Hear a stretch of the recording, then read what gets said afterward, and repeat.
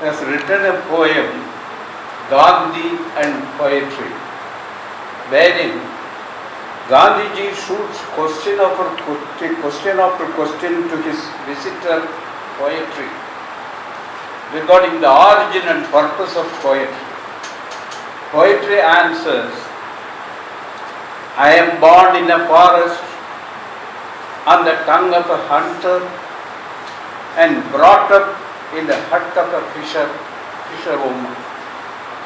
The references are to Ramayana of Valmiki and Mahabharata of Vyasa, summing up the view that even the greatest of the epics are products of the ancient tribal lore. According to Sahitya Akademi, tribe means a group of people living in a particular place from time immemorial. Tribes' identities are differently named at different places according to their geographical positioning, their social stratification in the society, and so in which makes them distinctive from others. It is said that India has the second largest concentration of tribal population after that of the African continent. The central, the south and the northeast parts of India are inhabited by a large number of tribal communities with their primitive traits and distinctive culture. It is rightly said that the development of literature and of different art forms in tribal communities predated the emergence of literature and arts in the so-called mainstream society. Until recent times, the creative literary output of the tribal communities was largely ignored. The reasons are many. The very existence of the tribal people is threatened, and they have to struggle hard against the systematic exploitation and increasing discrimination. Their literature is mainly oral, and their mainstay is in the unsophisticated folk languages of the tribal world. The ignorance of hundreds of indigenous languages of the various tribal communities stood in the way of our understanding the yearnings of their soul.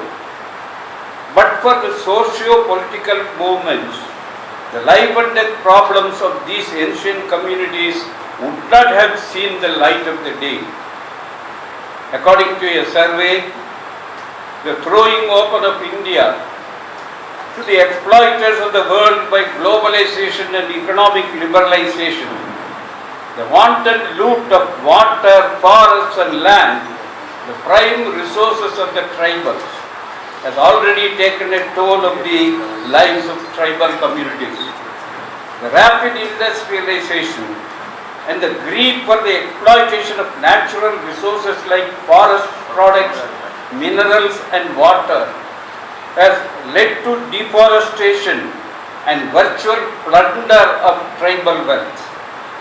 The eco-friendly, peaceful and harmonious lifestyle of the tribal people has been paralyzed beyond redemption in the name of economic prosperity of the country.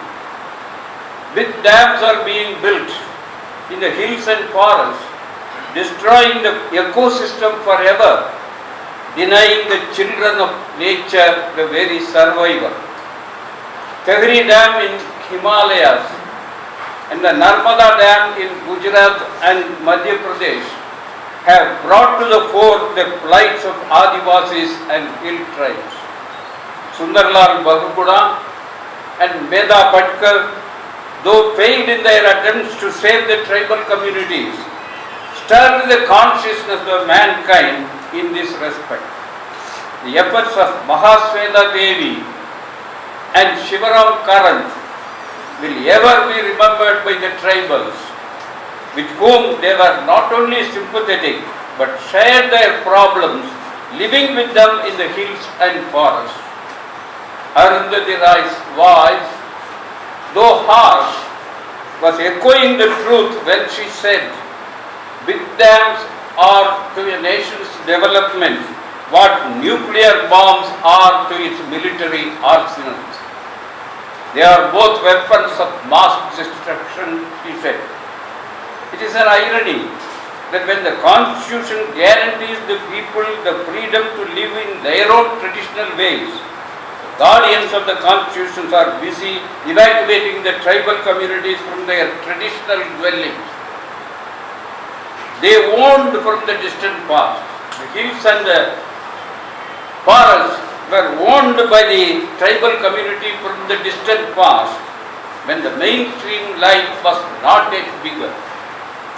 The first attempt to classify and record the manners and customs of the castes and tribes of South India was made by the Ethnographic Survey of India constituted by the Government of India in 1901.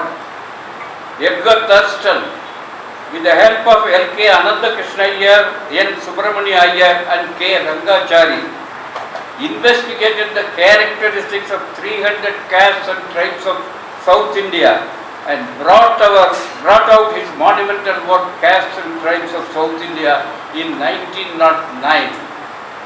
Since then, some committed scholars have tried to unravel the mysteries and miseries of the tribal communities. But the culture-rich traditions enshrined in tribal literature is yet to be heard or read by general public.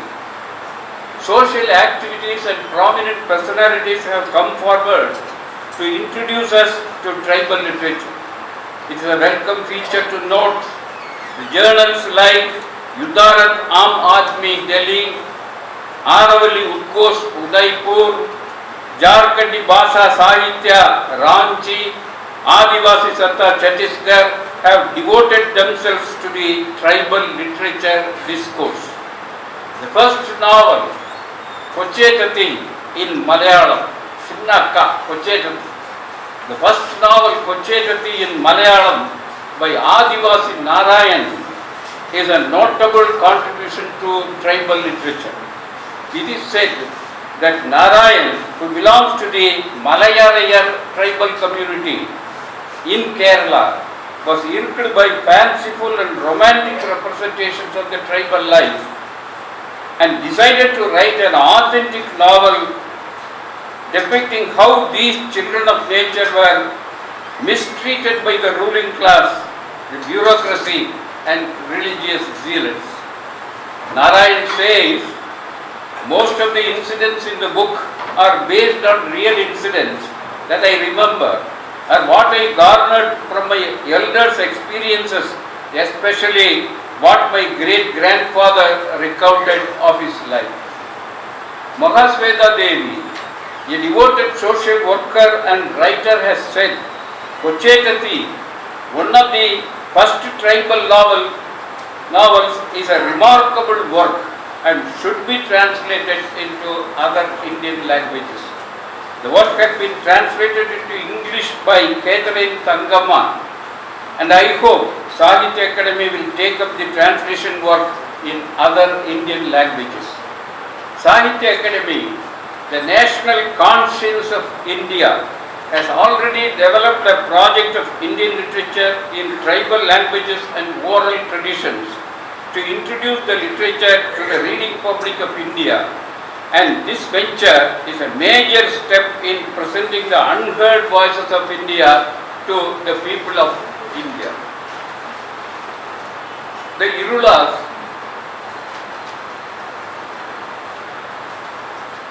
as far as the tribal literature of the tribes of Tamil Nadu are concerned, the Kotas, Thodas, Irulas, Kurumbas, Patakas and Paliyans, special mention must be made of the novel Cholagar Totti of Balamurugan.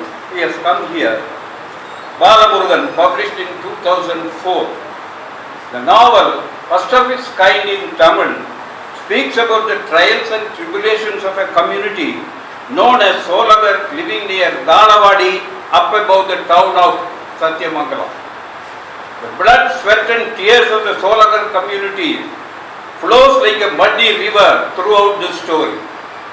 They are caught between the devil, the sandalwood wereupon, and the deep sea, the ruthless police, the land grabbers and money lenders, not to speak of the unmindful governments. Like many other tribal communities, Solagars are also worshippers of nature. Even when they dig for tubers, they used to take what is required for their food and leave a chunk to grow a guy. When they gather honey, they take care to leave a piece of honeycomb intact for the honeybee's food. Live and let live is the policy of tribal communities. There are many poignant scenes in the novel. An aged grandfather of the community is walking through the forest with his little granddaughter. On the way, they see a skeleton mask of an elephant. The child asks the grandfather, "Tata, why do they kill the elephant?" The old man says, "Dear, they kill the elephant to take away the ivory tusks." The child prods further, "Tata, what will they do with the elephant tusk?" With a sad voice, the grandfather replies, "Darling, with the tusk they will make elephant toys." What a paradox that singes our heart. Solagar Totti needs to be translated in other Indian languages, and I do hope Sahitya Akademi will take interest in this novel. 2 years earlier to this novel, tribal literature in Tamil got a fillip from Indran's translation of some tribal poem from all over India. The title of the work was People Born Before God. கடவுளுக்கு முந்தி பிறந்தவர். The poems throb with the anxieties, fears, struggles, joys, and a sense of pride. In one of the poems, an Adivasi poet from Jharkhand declares, "When did Shiva was born? Can you tell me? When did Jesus was born? Can you tell me? We were here even before gods were born. We were here even before gods were born. Gods were born only a long time after we were born. They were born from amongst the human beings. We were born before gods were born."